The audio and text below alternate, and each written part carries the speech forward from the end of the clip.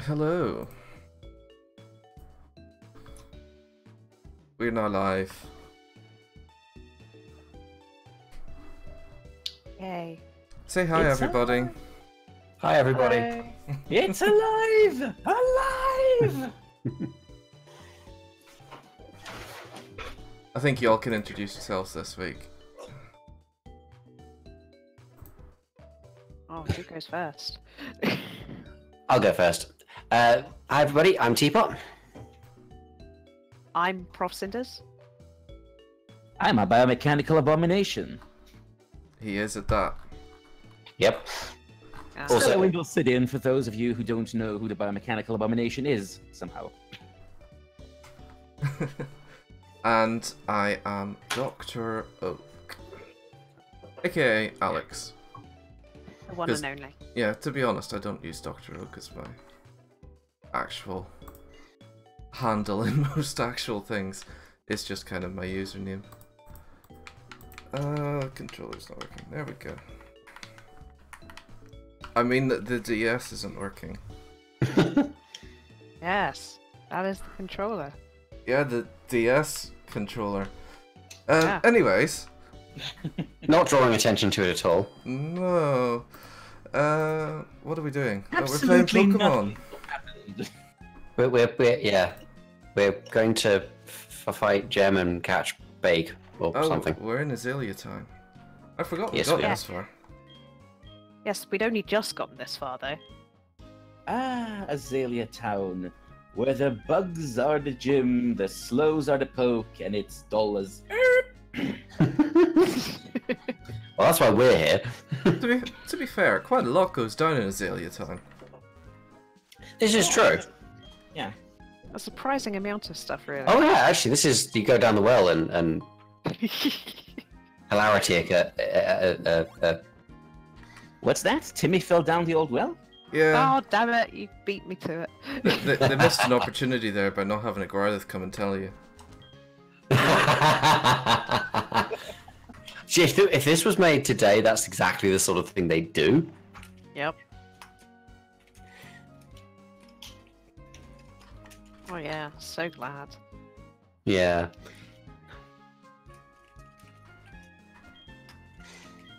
The Reading- Farfetch'd brothers. So many far-fetched.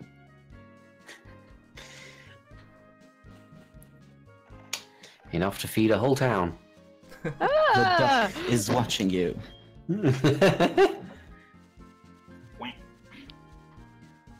Wait. That was a terrible quack, and I do Yeah, it wasn't very good. apologise for it. You know, for a duck, you're not exactly... No, not allowed.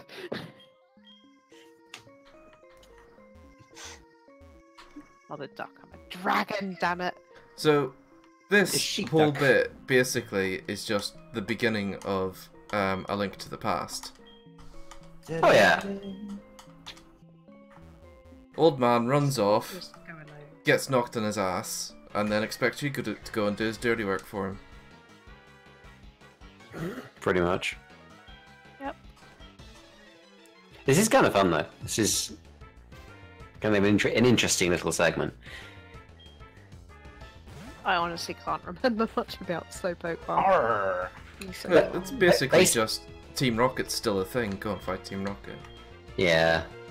Basically, it would be brilliant if they did this in modern games, but there was about 100 of them, rather than here's the plot, off you go. Yeah. Ah, well.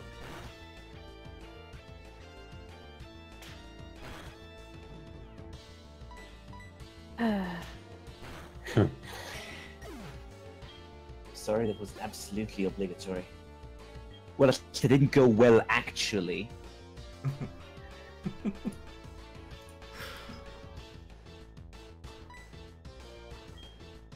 it's like Love Actually, but with more Slowpoke.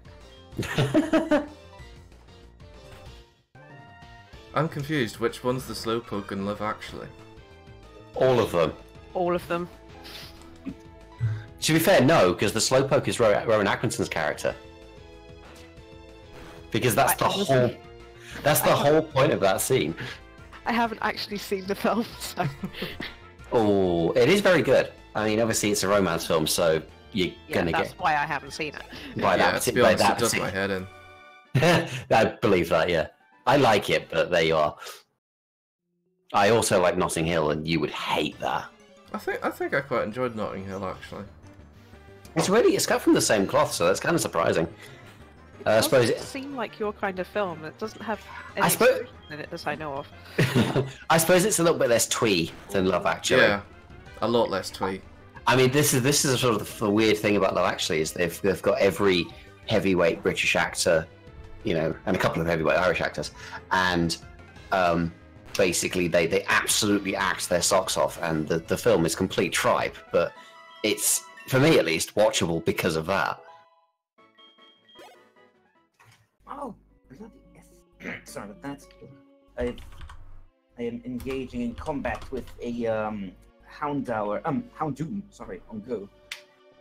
And it's refusing to stay in the ball. Of course it is. Stell only recently got into Pokemon Go. Yeah, I think that the rest of us kind of got it on launch day and then had our opinions of it soured accordingly. Yeah, I mean, it's still absolutely awful, but Yeah, it's significantly less awful than it used to be, but that doesn't make it not awful. I suppose Yeah. now's as good a time as any to talk about the update this week. Yeah. I mean, they added the game. Well, they added like half of the game. 2 years Well, later. yeah, but this, you know, you take what you can get really with Pokemon Go. ooh, nice. 986 CP on this one. Ooh. But That at least, is a very nice Doge. I mean, at the very least, the trading, if nothing else, was like the one thing that we desperately needed. And to be honest, if it was put in the first month, it would have been fine. I Well, the struggle trading and the friend system. to Yeah. understand how the game did not have trading for 2 years. The whole point of the game is catching Pokemon. How do you not Yeah. include trading as part of that? Yeah, it's really weird because it's such a fundamental part of Pokemon. You know, even from a not just from a mechanical gameplay level, but from a philosophical level. How, mean- you know, Not doing the battles properly and not having P2P battles? Whatever, I guess. I can, especially if they're going to be like Ghost battles, I don't care. I could live Yeah. without having to tap against my screen endlessly while fighting other people. But the trading part, what's the point of having region-specific Pokemon or Pokemon that people can't catch in areas that you can, and yeah. not being able to do anything about it? Do we want to nickname this Slowpoke? Suppose we should. Well, does anyone have any good suggestions then? Well, First one's going to win. It's a race. Uh-oh. Hurry up, chat. this is the part where everyone kind of waits for it because it's a slow boat.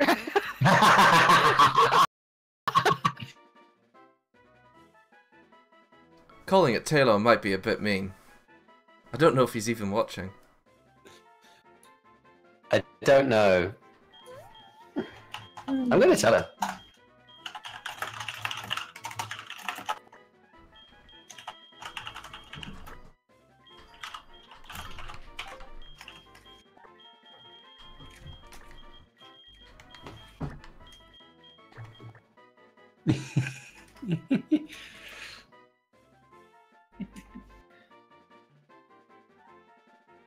Oop. I'm just gonna go and chill out in a box for a bit. Yeah. Hi. Okay, he approves, so it's fine. Excellent. Oh, good. I mean, it's too late now if he doesn't, so... Well, true. Yeah. We were talking about Pokemon Go, but like, apart from to continue to slag it off, I'm not real sure what there is to mention. I mean, The gifts thing is quite cool.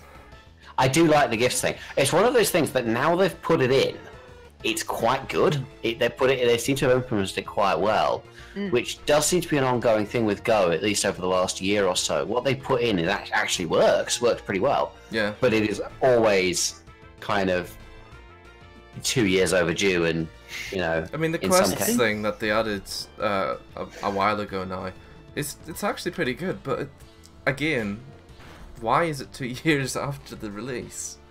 Yeah. If this stuff was even 6 months after, I kind of would have understood. I mean, theoretically, a lot of it should have been in at launch, and then the rest of it, a few weeks later.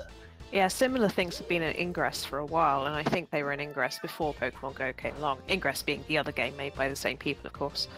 A lot of Go is actually built on the shambling corpse of Ingress. A lot of the Pokestops are portals, so in places where there wasn't a big Ingress community, there's just barely any Pokestops, and it's kind of a pain for some people.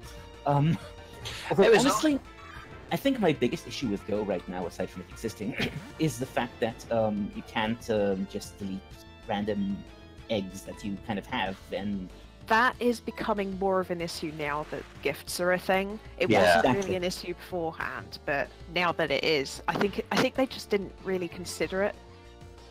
Yeah, it's such a kind of complicated set of systems now that they are starting to run into that sort of problem, where they'll do something and it'll have knock-on effects to other systems that they haven't really thought about well enough. And that's kind of always been the case. They've always had that sort of problem with the lack of joined-up thinking, but now the game's getting kind of properly complicated. It's definitely starting to affect them in a real way. Well, you kind of get the impression that as much as these features really should have been in the game 2 years ago, it's probably not a coincidence that Game Freak started making Let's Go, and then all of a sudden Go starts getting, like, complete. Yeah. I think some of it is No Man's Sky disease, which is that it was a relatively okay but modest game, and then hyped up to oblivion because, well, it's Pokemon. What do you expect? And then it comes out and everyone's disappointed because it's not what it was prophesied to be. It was what they kind of said it would be, if you know what I mean. Yeah, exactly.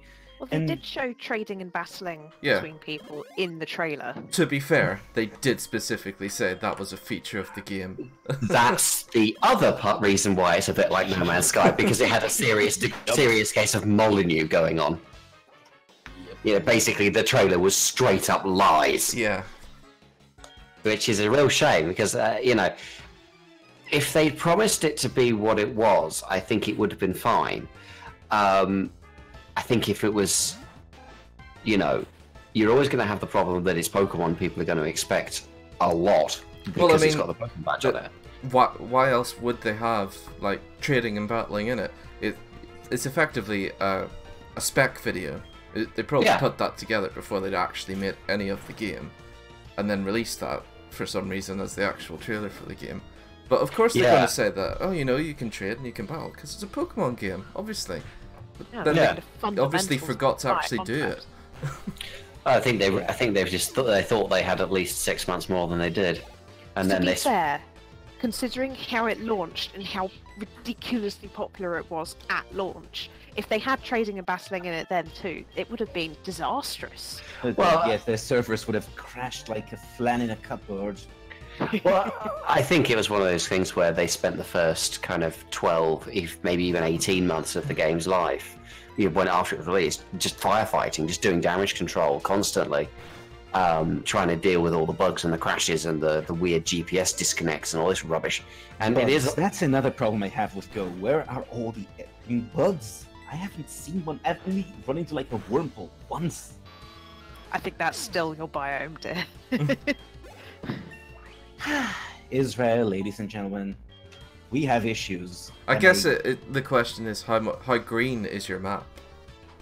Well, right now I am kind of in the middle of an absolute city, which is kind of a problem. I mean, I would love to see how different things get in different areas of Israel, because we do have some really weird biome thing going on here. Alternatively, come here. Yeah, but if I actually get over there, there's going to be the problem of me being unable to actually play the thing because it needs a data connection, and well, you know, the good old Roman Empire, as they say, is expensive. That's true. This is what public Wi-Fi hotspots are for, when they work, which is rarely. Yeah, that's kind of the thing, when they work, which is rarely. Yeah, but you know, that's the idea. I think someone or other had promised that we'd have like nationwide blanket free Wi-Fi by now. You know, if you were in anywhere even remotely built up, you'd have like a free open Wi-Fi access point. We actually do technically have that, but it's not necessarily public and free. Is the problem? Yeah, because it's BT OpenReach, isn't it? Yeah. Which is basically the idea behind that is that most BT routers, unless you've turned it off, expose a second network, which is BT OpenReach. So the idea is any BT household is also a public Wi-Fi hotspot, but you do have to pay for it if you're not a BT customer, which is kind of annoying. Yeah. Which understandable, but annoying. Oh well. Yeah. Yes. On the subject of, like, actual Pokemon stuff, though. Yeah. So, I'd kind of forgotten that they introduced brand new characters in this game. Yes. Ah, yes, the actual Rocket admin. Yeah. Yeah.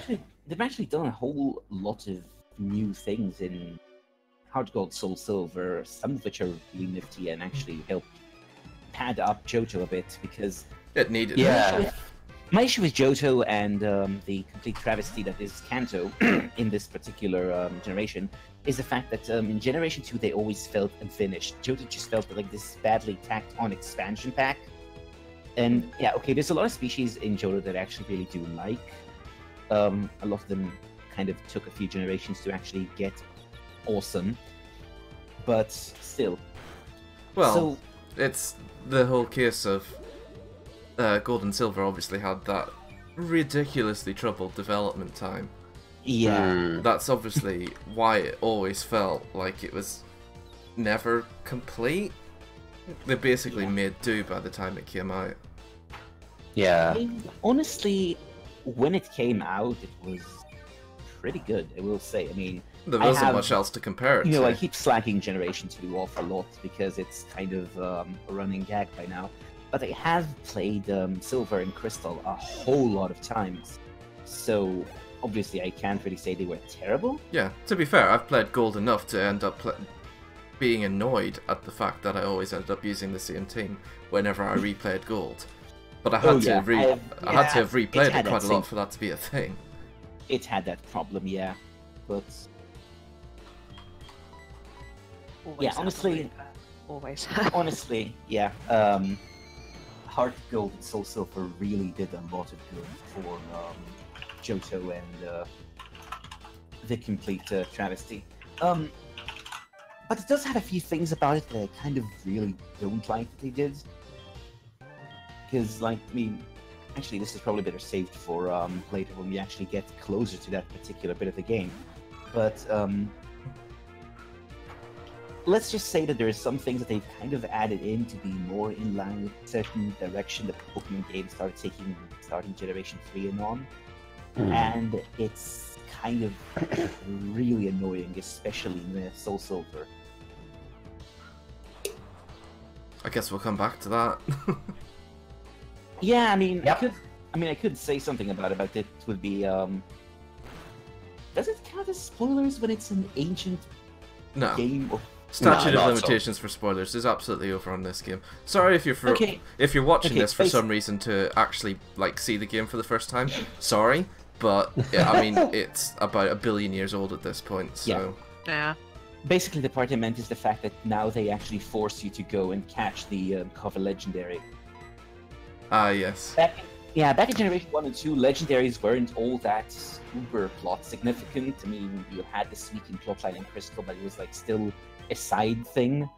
And then when they started the whole Kyogre or Groudon thing in Generation 3, they basically started leaning more and more heavily on legendaries, which is kind of a shame because I feel it kind of holds the series back in terms of plot.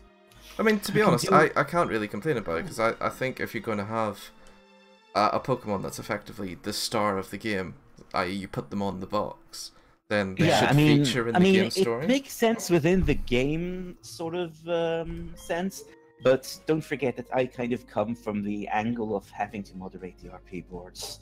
And a lot of these kids seem to play the games and it's like, oh, legendaries. And it's like, no, you don't lean on legendaries to make a decent plot. Otherwise, you end up with the same plot as the games over and over and over again, because it's basically kind of the same thing over and over again. That is kind of a fundamental problem with Pokemon, is that it has always been fundamentally under the you know, so there's you strip a couple of layers away and it's the same plot every single time. Yeah, except for like Gen 5. Gen 5, well, yeah, I mean, even Gen 5, like, I will praise Gen 5's story until the end of time, but at the same time, you're still going through fighting gyms, getting badges, fighting a you know, evil team, yeah, fighting an evil team, yeah, and going toe-to-toe the legendary towards the end. Yeah, except that they actually made it feel like it makes sense. I mean, yeah, basically, the thing with Generation 5, which is one of the reasons that I'm kind of more forgiving towards it with the terms of the random legendary, is the fact that you actually feel like you have an actual stake in this. Like in Generation 3 and the Sinnoh games, and to an extent in Generation 6 and maybe 7 as well. No, 7 actually did something more similar to 5, but, you know, yeah, I'll get back to the point. Basically, you only run into the legendary because, you know, you have the evil team that sort of decided to try to invoke its godly power to mess with the world or whatever. And it's like, you know, okay, fine. You guess you have to catch the thing. And in Generation, it's like it sort of comes from nowhere. And in Generation 5, you actually find yourself involved in the plot, and you find yourself actually attached to one of these legendaries. And it's nice. I mean, it actually makes you feel like you're part of the story rather than some god-awful Gary Stu that's just there and solving everyone's problems. That is the thing that works about Gen 5, because it is fundamentally the same story that came before. Yeah, but the protagonist in Gen 5 is not you. That's the key thing. The protagonist in Gen 5 is N. Exactly. And the thing that sets it apart is that the execution of the story and the fact that it's got actual characters and it's got actual plots. I thought the execution of the story happened in the sequel. No, it was fine. Yeah, but no, it was like the actual execution of the story was so much better than the others, because you have this involvement in it, because you have, you know, N, who you meet early enough where you kind of learn about him as the game progresses, and you're not just like sort of lumped with him at the end of the game and like, oh, okay, here's a Bishi now, care about him, which happens with Gen 3, you know, you're kind of handed Steven maybe twice and expected to care about him, whereas and I understand there's plenty of people that, well, will. But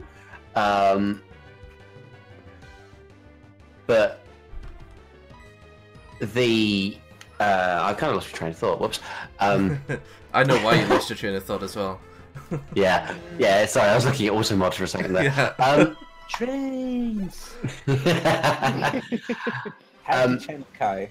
But yeah, like as much as I know lots of people love Steven very much, but it's because he's pretty.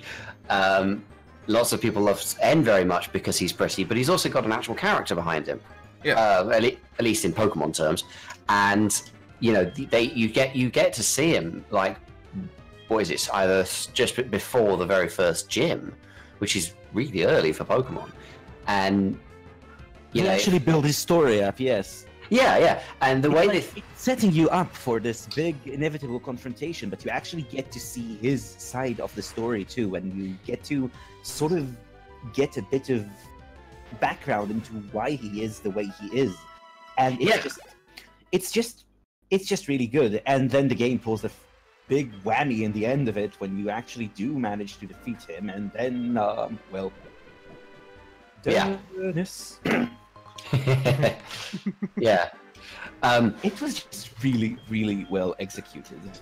Yeah, so kind of the ongoing, it felt like the writers of Gen 5 kind of read, you know, a writing book once or twice, you know, before writing the plot, because they kind of realized that these aren't just sort of chess pieces to move around and then throw a legendary at you and then, hey, you know, now you're the champion and all that. There's actual kind of consequence to things going on. There's actual characters to, you know, care about.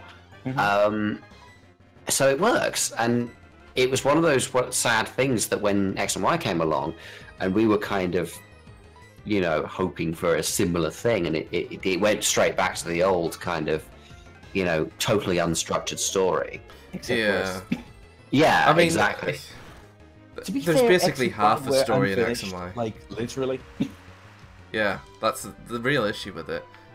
It needed basically a Z to make the story complete. Really did. Very much so, yeah. But I mean, even just kind of the overall structure of it, you know, the whole thing where Gen 5 kind of threaded the plot through a lot better. It just went straight back to doing what the old games did, which was just predefined points after certain gyms. You got a burst of exposition, and that was that. Yeah. Very clearly different teams. One of the things that actually got me about Generation 6 compared to Generation 5 is that in Generation 5, you get to meet nearly all of the gym leaders and the Elite Four throughout the plot itself. And they do stuff in the plot. They're relevant to the plot. Yes. Oh, I love that. That particular scene, and I'm spoiling my own stream here, but never mind. You know, where you actually get all the gym leaders and they come together and do something, and it's like, why is this so innovative for Pokemon? Like, why is it that we have these characters and you get to learn more about them than here's the three Pokemon they're going to throw in the gym and what type they like, and that's all you learn about most of them. It's so bizarre that it took that long as well when you think about it, because the very first generation, you've obviously got Giovanni.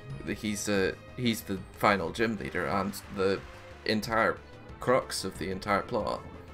Yeah. And in the yellow remix, in Fire Red and Leaf Green, and Let's Go Pikachu and Eevee, you've got anime main characters, Misty and Brock, who obviously should be more involved in those games at least, because they're main characters for the rest of the franchise. Yeah. And yet...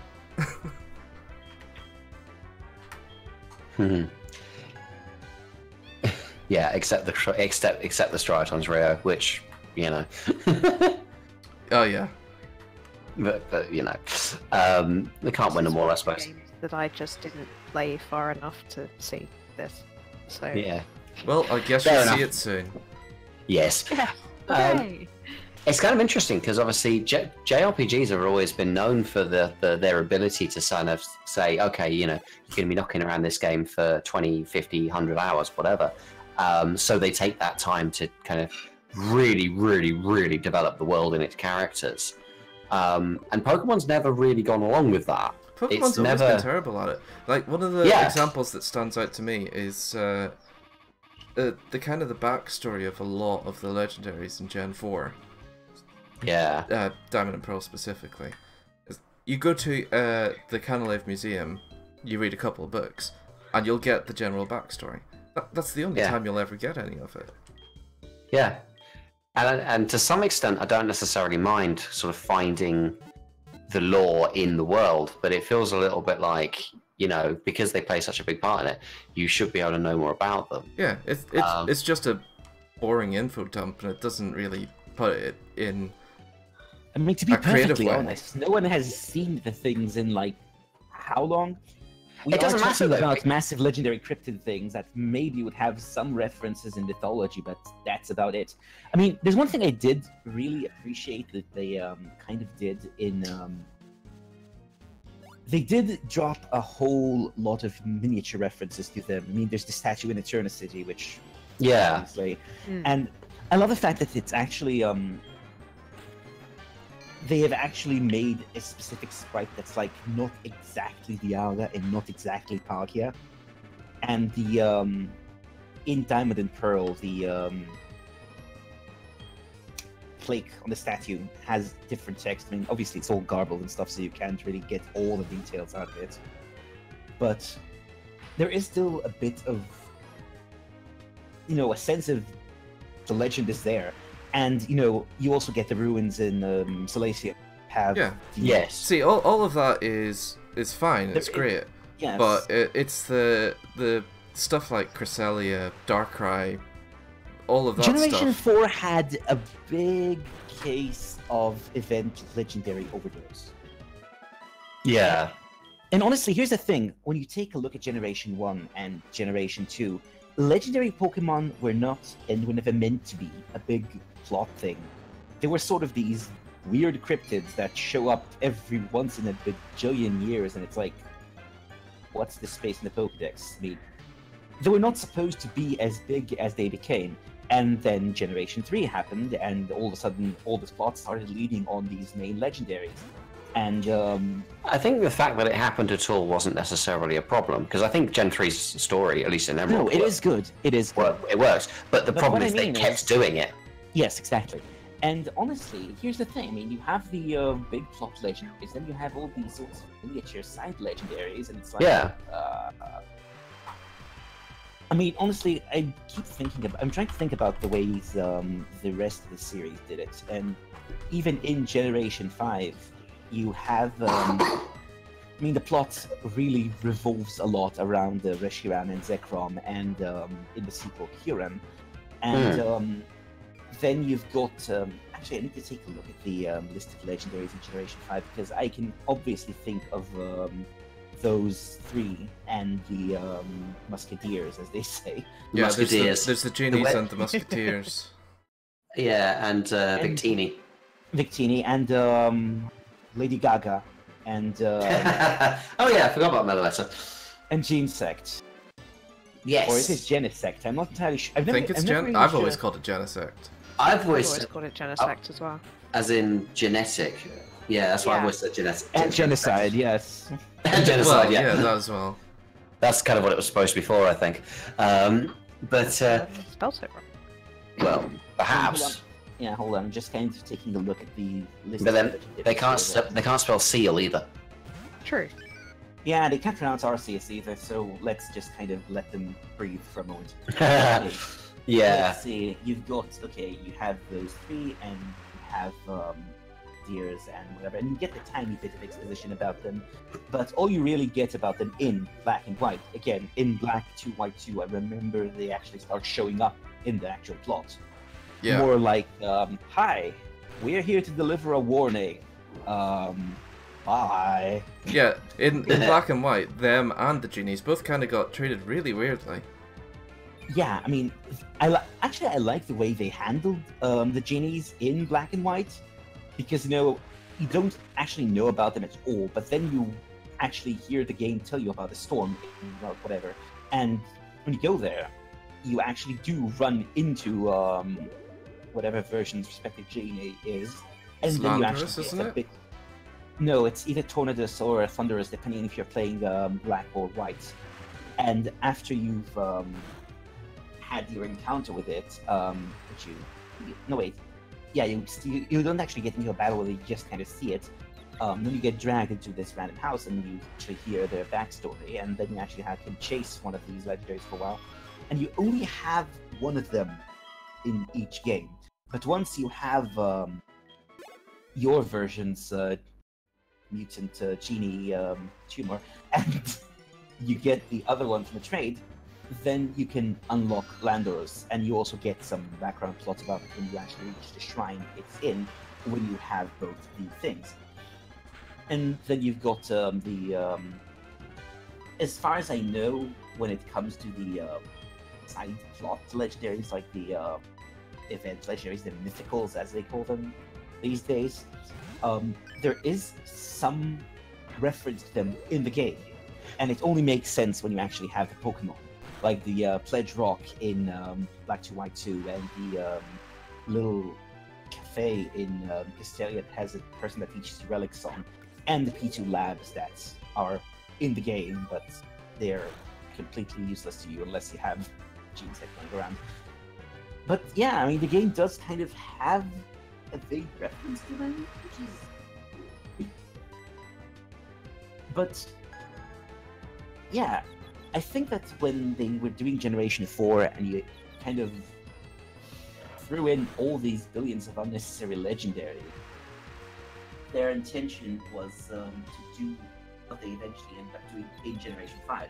Like, the lore is in the game and it's actually relayed to you rather than having to dig it up specifically with books. Yeah. Well, I mean, with Gen 4, they actually set up, like, items and cutscenes and all of this stuff for all of the event Pokemon and never did anything of it. It made no sense. Yeah. I think they actually confirmed at some point that they thought that the Ash Peak event, for instance, would be too convoluted. Too complicated, yeah. People get the Azure Flute and have no idea what to do with it, which is fair enough, I suppose, and that's a failure of the game. I do hope that when they inevitably do the remakes, which I'll grumble about forever, they do bring that, they put that in the game. They actually put it in the game. I need more than that when they do the remix for Gen 4. I need them to not pretend like Arceus isn't a thing. Yeah. I need them to straight up acknowledge that it's part of the game, it's related to the main legendaries, it's related to the Pixie trio, the whole red chain is a thing. All of it needs to actually be in the game. They need to treat it like Deoxys in I was about to say, I mean, they did do the remix of Ruby and Sapphire. Yeah, the Delta episode thing. They did do Deoxys, so I think that when they are going to eventually ruin Sinnoh, unfortunately... Would be quite cool, though, to be fair, to actually do that whole thing as a Delta episode type thing. Because, I mean, just do it properly like it was meant to be. Still better than Rainbow Rocket. Well, yeah. I mean, the nice thing about it is that you've got so much kind of going on. You've got the event from Diamond, Pearl, and Platinum, and Platinum, sorry, and the whole sort of nonsense that goes on in Heart Gold and SoulSilver. So you know, you can fold it all together and have this thing where you try and find the flute, and you've got to go and climb Spear Pillar, and you can be, you know. Relatively hard or whatever, and then you can get to the top and you can meet Arceus and it can use Google image search, and then you and then you can catch it.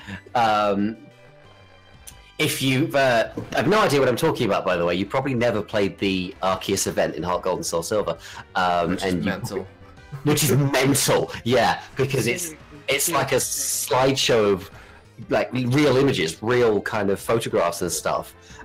Which is why we call it Google image search, and like this real kind of weird music, and you basically get a baby Dialga, Palkia or Giratina out of it, and it's so weird, but it's brilliant. I really loved it because I thought it was a really cool little event. I loved it. I just didn't understand why do that and not do the actual Arceus thing in the actual yeah. They could have reused the Spear Pillar thing and put it in Johto or something, and they just sort of decided not to. I actually do appreciate the fact that they're actually I like the fact that it was like some weird Johto Sinnoh kind of crossover thing, because the Unknown play a bigger part in Johto's in-game mythology, so to speak, than they do in Platinum. Wait, hang on a moment. Sinnoh does have the weird ruins in Rednexville. What was it called again? Solation? Solacian, is it? Yeah. Yeah. I know what you mean. But I think that's one of the other kind of things that ended up that I would like to see is have a little bit more cross-pollination between the regions. Which that would be cool, yes. Yeah, especially now we've got enough where, you know, you can have a little bit of we're going to this new region, but it's got like a town or so that's full of, say, Sinnoh and migrants, and so it's got quite a lot of Sinnoh and lore in it. They did that with they did in, the place Alola. in Alola. They did. Yes, they did, yes. I like that. I want them to do more of it. It actually makes sense because it's actually based, I think, on a place in actual Hawaii that has a rather large Japanese immigrant population. Mm. Yeah, it is. And I think there is one that's based on a big Chinese area too. I just can't remember which ones. Yeah, I mean, I think what I'm looking for really is the just again, it's the same old thing I always bang on about, which is just I want it to feel a bit more like a cohesive world. Mm-hmm. They've never been any good at hiding the seams when it comes to Pokemon. They've never been very good at hiding the fact that this is an event Pokemon, so we're going to hint at it, but we're not going to actually show you anything because you need to get the code for that. They're never hidden. That's the thing. It's dancing there for no reason. Someday it will also be gone for no reason. Exactly it. Those dancers are a metaphor for the entire series and everything in it. So it's just kind of I've always felt that what Pokemon kind of succeeds at in world building, it's never really kind of backed up with the actual narratives and the actual kind of going the last mile for the world building in terms of connecting it all together and having this big world with lots of regions in it, lots of different Pokemon, lots of stories. Every legend, and this is again a side effect of the fact that they do the same plot every single time, but like you never.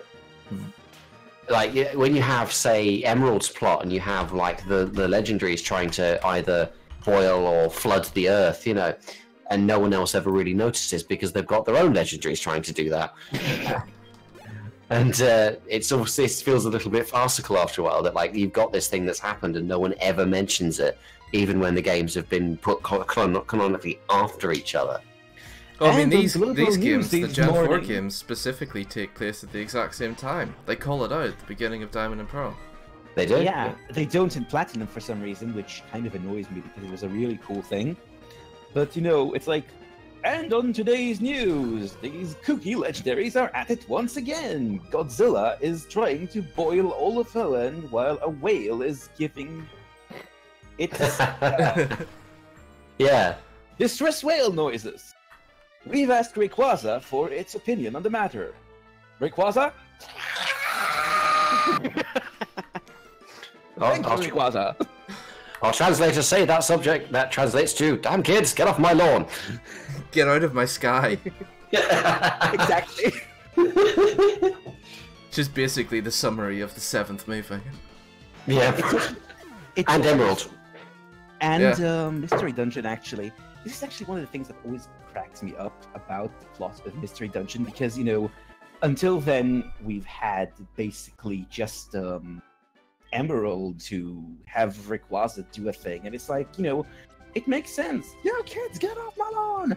And then you had Movie 7, where it's just kind of racist against illegal space immigrants for no reason. And then you had Mystery Dungeon, in which basically Rayquaza is the biggest green penis ever. I mean, basically, for those who still haven't played or at least encountered the plot of the first Mystery Dungeon game, to which I say, if I put myself through that nightmare, you should too. No. At least read about it. No. Yeah, I didn't actually play the game for more than 5 seconds before kind of throwing it through a wall. But, I played the game for like an hour, and most of it was doing the dinner scene again and again and again. Pretty much. Anyway, basically what happens is that at some point there is a meteor that's about to crush the planet in a complete not rip-off of Final Fantasy VII. And the main character and their partner decide that the only way to solve this problem is to climb up the game's Spear Pillar ripoff, or High Tower ripoff, whatever, and actually talk to Rayquaza and ask it to, do something. And basically you go on and climb through 99 or something floors of completely irritating, procedurally generated pain in the tail, and you finally found the big green dong, and it's just my sky. What? My sky, get out. Yeah, there's a meteor that's coming. My sky. It's going to blow us all up. My sky, get out! And then it challenges you to a really annoying boss fight, at which point you kind of beat it. And it's like, what? What's that? There's a meteor coming. Well, why didn't you say so? We did. Well, I mean, I would have managed to save everything if you didn't waste my time by battling me, but I guess now I can't save you. See, what they should have done is said, there's a meteorite coming to invade your sky. I know, right? But I didn't think of it because they're a bunch of idiots. And basically, it's just, wait, what? Show them up! So, I completely gave up on the Mystery Dungeon series after the second attempt at doing them on the DS. Do they still pretend like you start off as a human being? Yes. Yes. Why? I have no idea. Why? Like, maybe do that the first time as a, oh, it's cute, isn't it? You actually used to be human, but now you're a Pokemon and you're trapped that way forever. Why are they still doing that? Because Japan is obsessed with isekai? I don't know. It's like, genuinely, there's this whole thing in anime, manga, and light novels right now where it is called isekai, which just translates to other world, where they'll take random stories and they will shoehorn, oh, by the way, the main character was human in our world and then either died or got transported or made a contract with an evil space alien, I don't know. It's all a dream. Or it's, you will know. But basically, it might as well be for all it matters. It just seems like a completely useless detail of the game. It affects nothing. Yeah, it is. And it's exactly the same for the isekai stories that I mentioned, because it really doesn't make any difference whatsoever. Like, the first few to do it, it made sense, because it you know, some of them, like, it grounded it, or it gave them stakes or a goal to strive for or something like that. And then after a while, they just give up. You know? I think it's like a reader perspective sort of thing. Like, hey, guess what? This shit could happen to anyone, including you.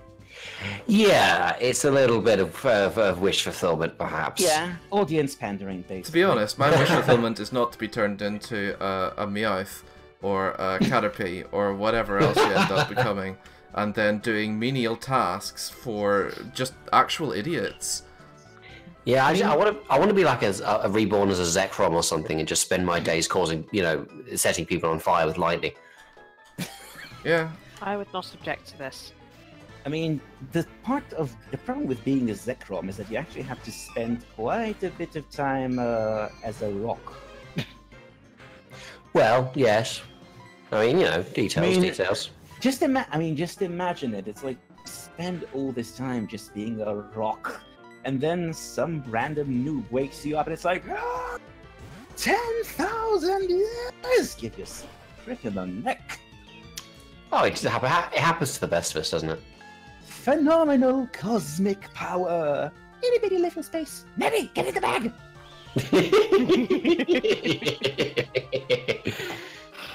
Oh no. Yes, well, this is obviously the ongoing weird thing with Pokemon, especially Heart Gold, SoulSilver, where you can literally catch God, stuff it in a metal Pokeball, and then walk it like a dog. Yeah. Yes! Dog. I'm just reminded of the really silly things I've done with one particular run of Platinum, in which I was basically playing it while talking to someone on MSN and just throwing doodles at them continuously of the complete nonsense that I had going on in my head about the plot. And yeah, at some point I basically decided that I was going to attempt to invoke God through a certain set of cheat codes. Basically, the thing with the particular one I used was the fact that you could control the Pokemon that show up using the Poketch calculator, which was kind of hilarious. So yeah, just picture this dude typing in a number on their watch, and all of a sudden, God shows up. He's like, "Oh, you even brought your music." And I had a pseudo-wudo on this team, and basically its whole thing was just kind of latching onto things. And I actually found this particular character continuously yelling at things that, "This is not a chew toy! And it started off with Giratina of all things. Damn it, Giratina is not a chew toy! PPN is not food. Yeah, exactly. And yeah, basically the last, so to speak, 2 panels of my exactly comic that followed this was like, God is not a Chuto either! Give me up! And then you just have the character riding Arceus into the sun with the Sudowoodo still latched onto its tail. And just Arceus just had this sort of expression, I can't even describe it. It was perfect. So yeah, walking God like a dog. Yep. Yep. Gonna do a gym battle now. Just to talk about the game for a change. What are we playing? I wasn't paying attention. No, I'm kidding. Actually, we just did something quite cool, which is a double battle in a Gen 2 gym. Yes. Which I didn't realize. I've completely forgotten they'd ever actually done that. Cool addition. Yeah, they did kind of. It's like we were saying earlier. They really did kind of come back and finish the game. Yeah, they weren't afraid to change things. Yes, and it worked for it. It's why it's one of the better, remakes of them all, because Fire Red and Leaf Green was so faithful to the point of being, well, you might as well just play Red and Blue, really. Yeah. They didn't change anything until the post game, and then it was kind of too late. It was a big graphical upgrade, and that was pretty much it. Yeah, and I think for a lot of people that's all they really needed. So it kind of worked, but it could have been so much more. And they got rid of the bugs and stuff and did some balancing, obviously. Well, yeah. I mean, getting rid of the bugs is basically making the game properly this time. Yeah, it was. Gen 1 engine was kind of held together with, string and hope. But like the other, you had a similar problem with Omega Ruby and Alpha Sapphire, where again they kind of transplanted them into the Gen 6 engine, which was fine. And then they basically just remade the game straight, shoehorned Mega Evolution in, and then stuck a Delta episode on the end. So it wasn't particularly compelling because it was just a 10-year-old game at the time. It was actually worse because they've actually done a whole lot of changes that were completely and utterly unnecessary. I mean, you can say what you want about the redesigns of the characters and their completely awful personality changes and, all that. I'm a Rassalit. Yes, okay. I have to admit, as much as I hate what they did to Team Magma, Alpha Sapphire Team Quo were hilarious. I am going to link that comic in chat because I feel like I need to source it. Yeah, basically. They kind of, for one, they actually forced the Ruby and Sapphire plot back after Emerald fixed it. Complete with sticking Groudon in an undersea cave. Where are they thinking with that again? I am not sure. It's got to go somewhere, I suppose. Yeah, Mount Chimney. Yeah. I think that was one of those things that did feel like a step backwards after Emerald as well. It did, and honestly, they've actually done a lot of things that made absolutely no sense. Like, they were trying to set up the Delta episode in Northern Meteor so much that they kind of forgot that it makes absolutely no sense for Setopolis to be an impact crater. It's a sea volcano, absolute weapons. Yeah, I mean, I could sort of figure a lot of that because I have no particular love for Gen 3 because I never played it when it came out. What kind of really bothered me was that they spent so much time in Gen 6 especially getting rid of a lot of the craft from the earlier generations. Like, they completely stripped out the need to use the HMs, in time for them to be removed completely. And so, you have to use HMs in Gen 5 and 6 kind of, half a dozen times at most between all of them. And then you get dropped back in Gen 3 and you've got, oh, by the way, now you've got six HMs to deal with again. And they're all going to be used and we're not going to change it whatsoever. I feel like that was probably what actually drove them to go, you know what, guys? This needs to go. Yeah, yeah, definitely. And so, which is kind of interesting because, of course, we know the next remakes up in terms of in order are Diamond and Pearl and Platinum, which, of course, were the ones where HMI just got worst because it was like 8 HMs you needed. You know, I remember because I ended up playing Diamond and it nearly put me off Pokemon, to be honest. But I remember having 2 HM slaves. Like, not just one, which is bad enough, but having 2 Pokemon that literally their only job was for HMs. Yep. I mean, you needed that in Generation... well, you need that in SoulSilver too, actually, but you can still get away with having, like, just 2. One for all the weird water and one for whatever else. And in fairness to SoulSilver, it still doesn't... I mean, they removed Flash, and they only put Rock Climb like the absolute end for, which is another really stupid thing when you think about it, because you need Rock Climb to get to the one battle where you would need a team that does not have wastes of ADM space. Yeah. I'm not sure what exactly they were thinking about Generation 4 in that sense. Gating. Lots of gating. Yeah, I know. Yeah, that is, you know, again, I think gating is a subject that's been complained about ad nauseum, but it's something that they really do need to find more creative solutions to than either HMs or we're dancing. Maybe we won't be dancing one day, or the lights are off. Oh yeah, there's a power cut. Then why are the lights on? Well, it needs to be just don't. It needs to be you wander into an area, you get your ass kicked, and that's it.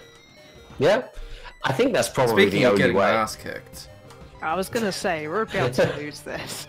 Yeah. Yeah. That Scyther has Speaking ruined of me. getting... Yeah, and it's still alive.